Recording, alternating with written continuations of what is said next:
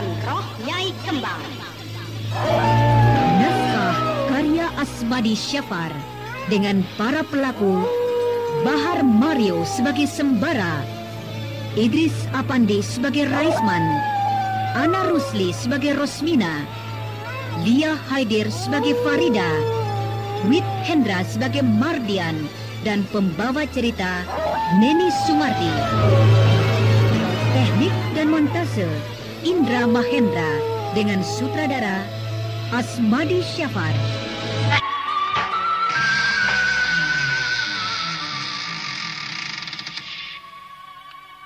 Mardian, keluar kau. Hadapi aku, Sembara, yang bergelar si pangeran. Kalau kau tidak mau keluar, maka aku akan seret dari tempat persembunyianmu. Sepi, tidak ada jawaban. Sebaiknya aku cari dia. Mungkin dia membawa Farida ke tempat dulu itu.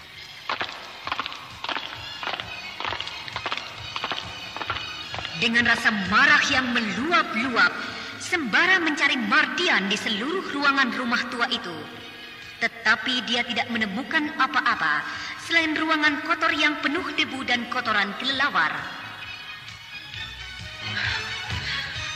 Tidak ada tanda-tanda kehidupan di sini. Hanya sepi yang mencekam. Pasti Mardian tidak kemari. Aku sudah melihat seluruh ruangan ini dengan mata hatiku. Kosong, sepi. Mandor juga tidak ada. Basir juga tidak ada. Semuanya kini meninggalkan aku. Kini aku hidup dan mengembara dalam kesepian yang mengelilingi perjalananku. Tapi sebelum aku meninggalkan kampung ini, aku tetap akan membuat perhitungan dengan Mak Lampir, manusia yang setengah siluman itu.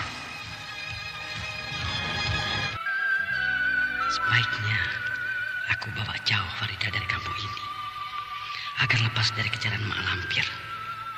Karena walau bagaimanapun, aku masih mencintainya.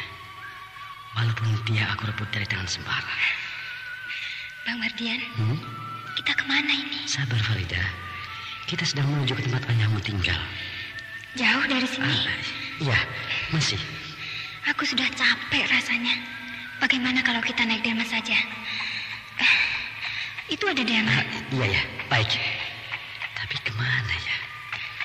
Akan aku bawa istriku ini. Sedangkan ayahnya aku tidak tahu di mana tempatnya. Ayo bang, panggil delman itu. Iya. Pak, delman. Mau kemana nak? Kami mau ke sana Pak. Mau ke sana. Kemana itu nak? Itu tuh ke desa. Desa Siri Seulas. Iya. Desa Siri Seulas. Wah, berapa Pak? Desa itu jauh dari sini nak. Dan Bapak belum pernah pergi ke sana menarik penumpang nak. Berapa jauh kira-kira Pak? Ya, kalau naik delman ini kira-kira setengah hari perjalanan nak. Hah? Setengah hari perjalanan? Bang, apakah abang benar-benar sudah pernah ke sana? Ya sudah, cuma aku lupa nama kampung itu. Jadi bagaimana Pak? Ya terserah anak berdua sajalah. Bapak tidak bisa beri harga. Kalau anak mau, nanti setelah sampai di sana bayarlah dengan harga yang sepantasnya. Baiklah Pak. Ayo Farida, kita naik. Iya. Ya Pak, silakan jalan Pak. Ya, baik. Hus. Ya.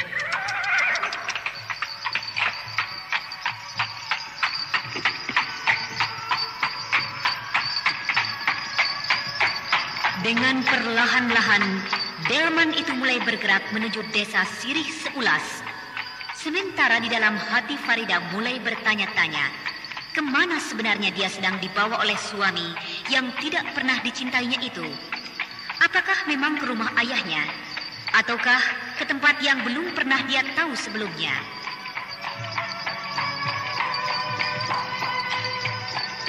Sementara itu, Mardian pun sedang berpikir, desa apa yang akan dijelangnya nanti itu? Dan siapa yang akan ditemuinya di sana? Lalu bagaimana kalau istrinya tahu bahwa dia sebenarnya telah membohongi istrinya? Walaupun jalan itu ditempuhnya hanya karena cintanya semata-mata.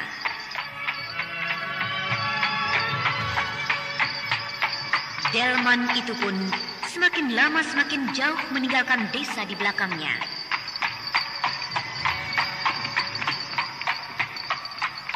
Kini perjalanan yang melelahkan bagi kuda yang menarik kedua penumpang itu memasuki daerah yang sepi, yang di kiri kanannya hanya hutan belaka.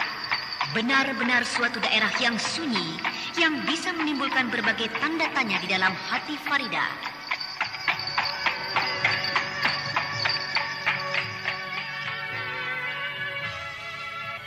Dan ketika sudah sampai di desa yang memakan waktu setengah hari perjalanan itu, Mardian langsung saja menuju sebuah gubuk yang letaknya agak terpencil di mulut desa itu.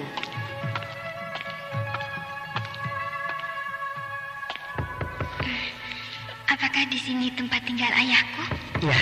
Di gubuk ini? Iya, tapi entahlah kalau sekarang.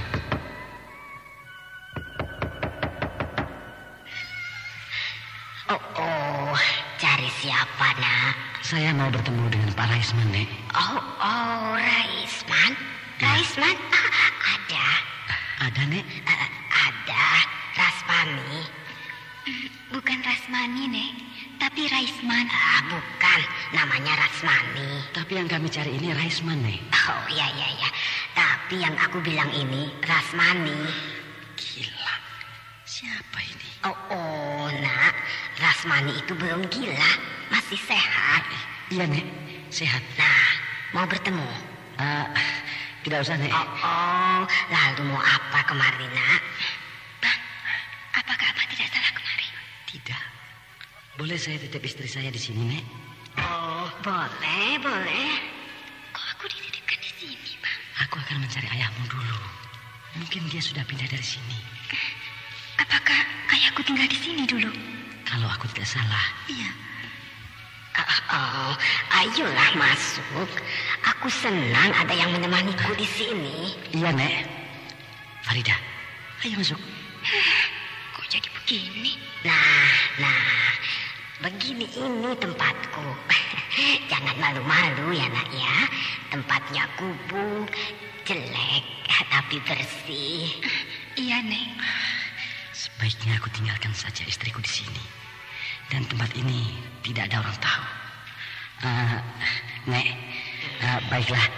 Saya titip istri saya dulu. Dan saya akan mencari Pak Raisman. Iya. Oh, aku dapat teman. Farida, aku tinggal dulu ya. Nanti aku kembali lagi. Pergilah. Laki-laki busuk. Kau tipu aku. Tapi lihatlah, kalau kau kembali lagi kemari menjemput aku, maka kau tidak akan menemukanku di sini. Aku akan pergi sendiri. Aku harus mencari Bang Sembara. Oh, namamu Davira, Nak? Bukan, Nek. Namaku Farida. Oh, bagus ya namamu ya. Nak Davira. Bukan, Nek. Nama saya Farida. Ya, salah ya. Tapi biarlah. Aku panggil saja Davira. Ya, terserah nenek lah. Mana yang enak disebutnya. Nah, Rasmani Davira. Jadinya Damani. Kok jadi begitu, Nek? Atau jadi Rasdavi. Oh. Sudahlah Davira. Kau kupanggil saja dengan nama Dara, ya. Dara? Ya, karena kau masih gadis bukan? Apa salahnya kalau aku panggil kau Dara? Dara. Nenek ini tahu bahwa aku masih seorang Dara. Dan kalau boleh saya tahu, siapa nama nenek? Oh, panggil saja aku Wak Bayau, Dara. Iya, Wak. Dan aku bernama Dara. Janggal terdengarnya. Kau persis seperti cucuku yang hilang, Dara. Cucu nenek? Cucu Wak Bayau hilang? Hilang. Dia cantik seperti kau, Dara. Dan kata orang, dia dibawa lari oleh seorang Belanda. Siapa nama orang Belanda itu, Nek? Entahlah, Nak. Tapi cucu Wak itu bernama Suta. Suta. Bolehkah kalau aku tambah namamu menjadi Dara Suta ya, Nak? Untuk mengenang cucuku itu. Ya, terserah Wak Bayau sajalah. Ya, kau akan aku panggil dengan nama Dara Suta untuk seterusnya. Mari, Nak, kita tinggalkan tempat ini. Meninggalkan tempat ini, Wak. Lalu kita akan kemana? Ke tempatku. Ini hanya tipuan belaka. Aku hanya ingin menipu suamimu itu. Karena aku tahu dia bukan orang yang berhati baik. Betul kan begitu? Entahlah, Wak. Aku tidak begitu tahu. Kau masih malu rupanya. Ya, tapi biarlah. Yang penting sekarang suamimu tidak akan menemukan jejak kita.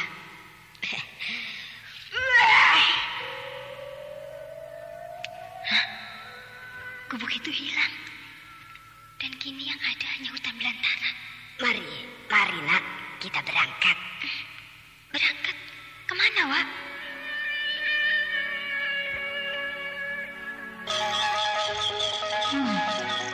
Kemarin malam waktu aku kemari dan bertemu dengan Raisman di rumah ini benar-benar gelap dan tidak ada lampu sama sekali. Tapi sekarang rumah ini sudah terang benderang kembali, terang, rapi dan bersih. Kini aku harus menemui Tuan Adolf yang mempermainkan aku 2 malam yang lalu.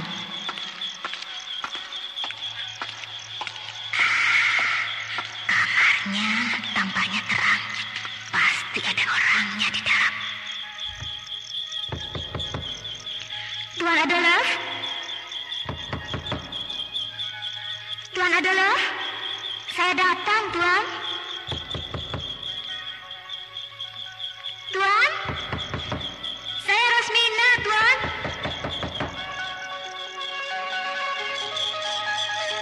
Kok tidak ada sahutan? Tuan Adolf Peter?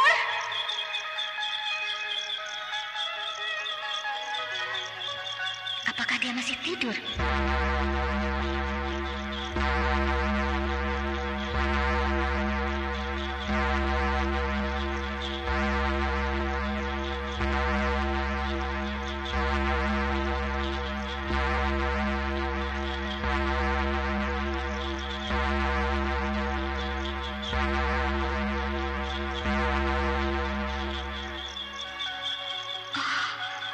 Jam itu sudah berbunyi 12 kali. Sudah tepat tengah malam. Biasanya tengah malam begini dia sudah bangun. Bahkan dia sudah menunggu kedatanganku. Tapi sekarang kemana dia? Coba aku buka pintunya ini. Siapa tahu tidak dikunci.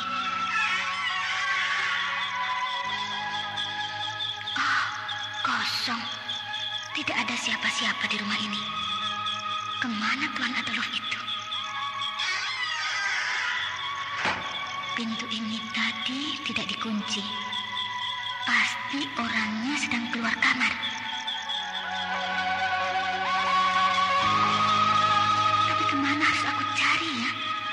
Rumah besar begini. Dan apalagi banyak betul kamar-kamar yang tidak aku ketahui apa isinya. Rosmina.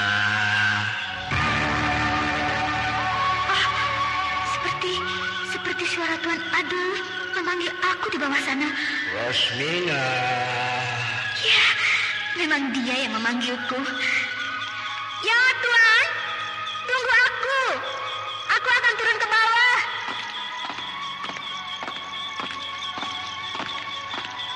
Tuan? Tuan Adolf?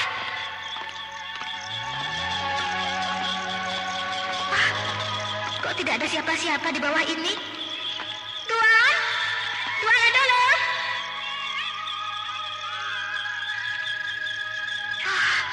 Kenapa anjing hutan itu melolong? Seperti rumah hantu saja. Pakai lolong anjing segala. Rosmina. Rosmina. Dia memanggil lagi.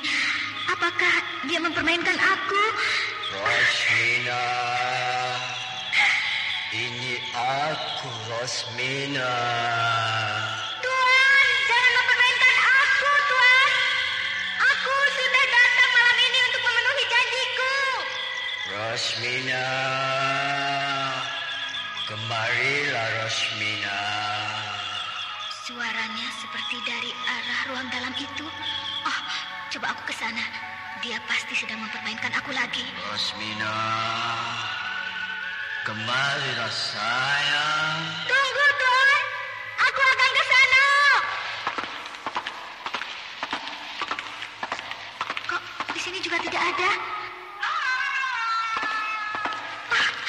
Benar-benar dia mempermainkan aku. Rosmina, kemarilah Rosmina. Suaranya sekarang dari arah kamar yang di ujung itu. Coba aku lihat.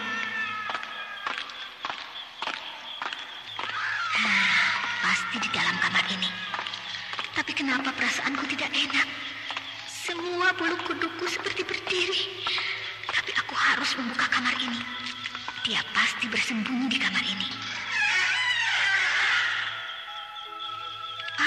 Sial. Juga tidak ada. Tapi kenapa suaranya terdengar seperti dari dalam kamar ini tadi? Suara langkah kaki keluar dari kamar ini. Suara langkah itu kini berhenti di depan kamar itu.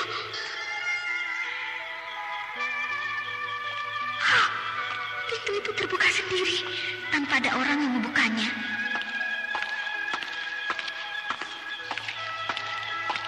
Kini langkah kaki itu terdengar memasuki kamar itu. Aduh, aneh. Apakah Tuan Adolf ini bisa bermain sulap sehingga dia menghiburku dengan cara begini? Coba aku lihat ke dalam kamar itu. Rosmina. Dia tidak berkepala. Rosmina, Jangan dekati aku. Rosmina. Jangan dekati aku. Jangan dekati aku.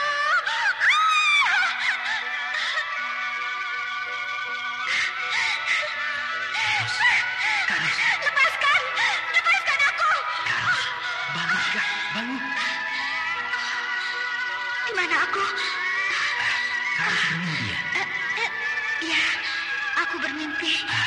Mimpi apakah? Mimpi yang menakutkan sekali. Iya, mimpi apa? Menakutkan sekali. Tentang rumah tua itu barangkali. Iya. Itulah. Pikiran Kak Ros selalu ke sana. Jadi terbawa dalam mimpi. Mimpi buruk.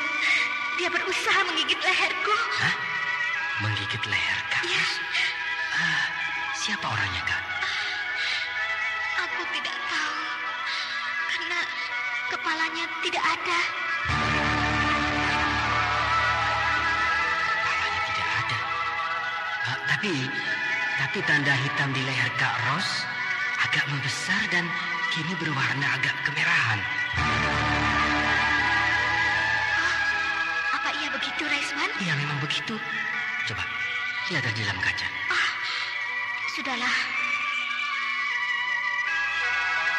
Tapi tidak usah dipikirkan betul-betul. Nanti kau sakit, Kak.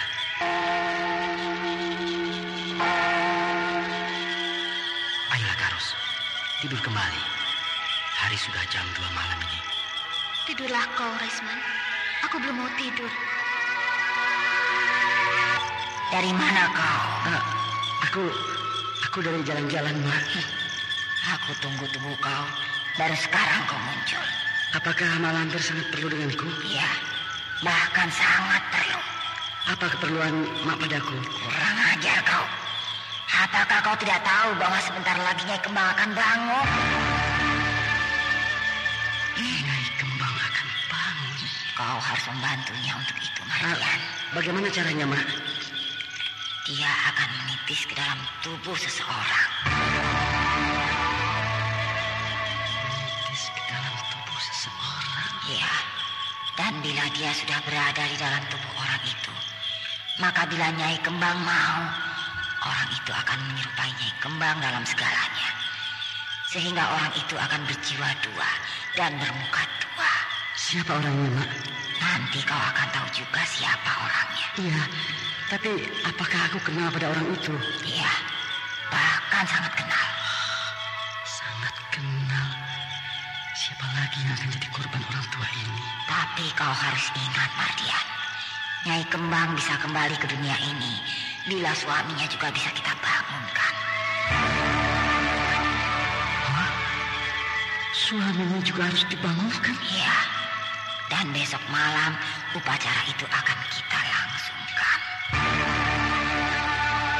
Besok malam. Ingat, Mardian. Kau akan aku beri tugas besok malam. Kalau kau tidak ada di tempat ini lagi, maka kau akan tahu hukuman apa yang akan aku berikan padamu.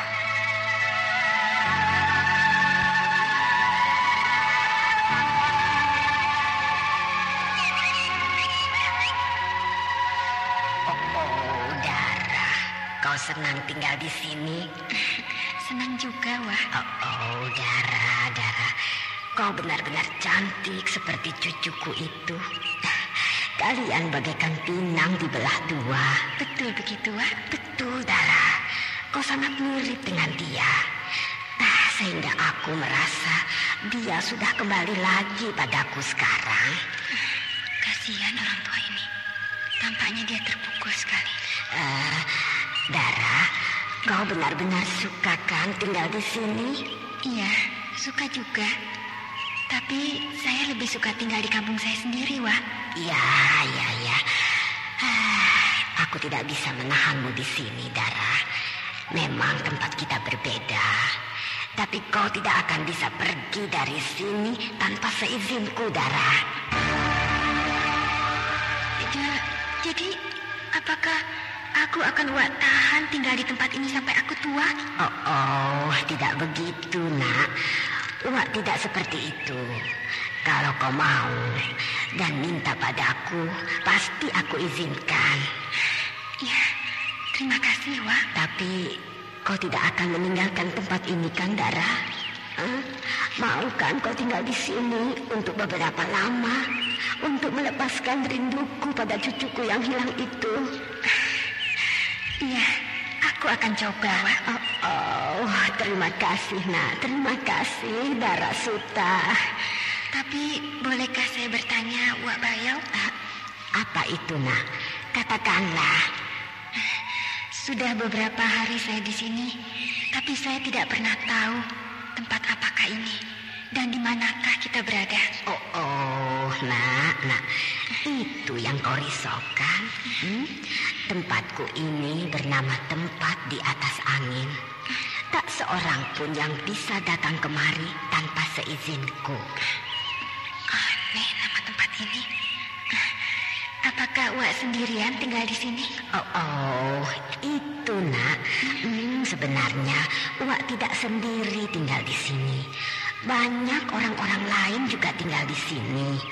Banyak orang lain yang tinggal di tempat ini. Tapi kenapa saya tidak pernah berjumpa dengan mereka, Wak? Kau pernah berjumpa, bahkan sering. Tapi kau yang belum bisa melihat mereka. Sedangkan mereka sudah melihatmu. Bahkan mereka sudah banyak yang bertanya padaku, apakah kau ini adik si Suta? Mereka telah melihat aku. Aneh. Tempat ini aneh dan ganjil bagiku. Oh, tidak, Nak. Tidak aneh. Kau tidak bisa melihat mereka karena kau belum aku ajarkan sesuatu supaya kau bisa melihat kampung kami ini. Jadi ini sebuah perkampungan. Aku tidak bisa memikirkannya. Sebab selama ini yang aku lihat di sekeliling rumah ini hanya hutan dan jurang belaka.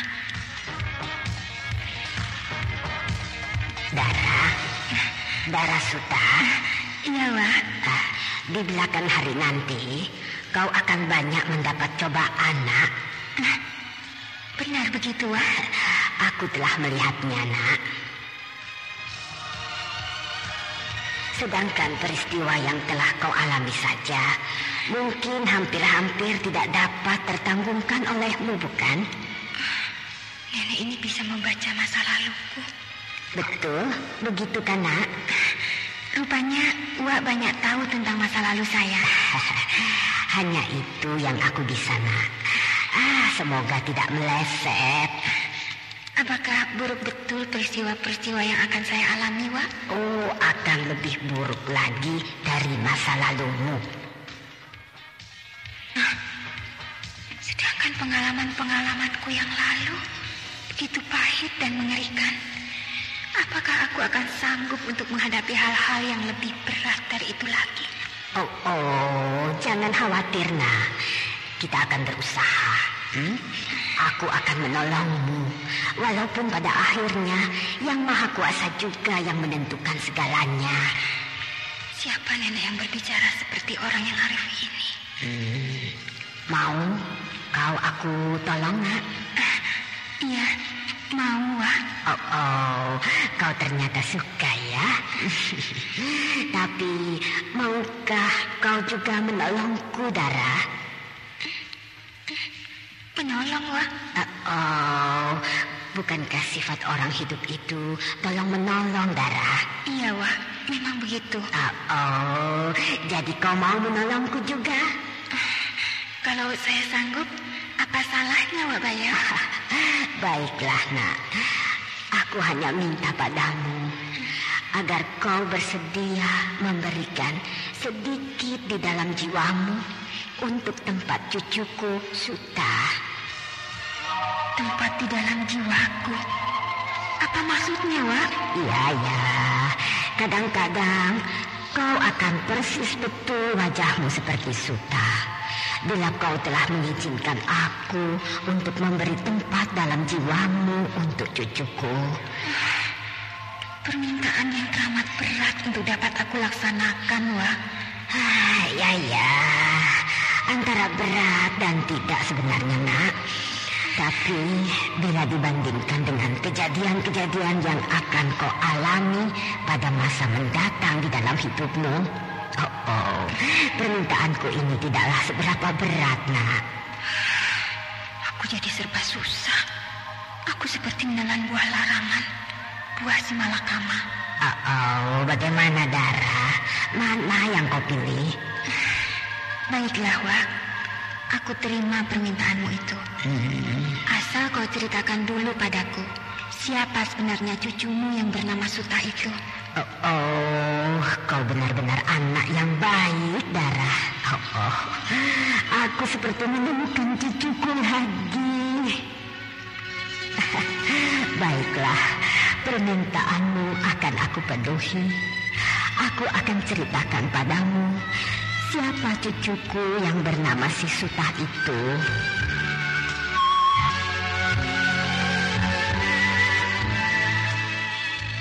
Demikianlah, Farida akhirnya menerima tawaran dan permintaan Wak Bayau itu. Walaupun dia sempat bingung antara menolak atau menerima tawaran itu. Namun Farida rupanya ingin tahu dulu siapakah sebenarnya gadis yang bernama Sutah itu. Baru dia akan memenuhi permintaan Wak Bayau itu. Nah, saudara pendengar yang berbahagia, siapakah gadis yang bernama Sutah itu?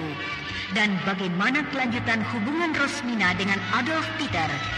Demikian tadi telah kita ikuti serial Sandiwara Radio Misteri dari Gunung Merapi dalam kisah Titisan Roh Nyai Kembang.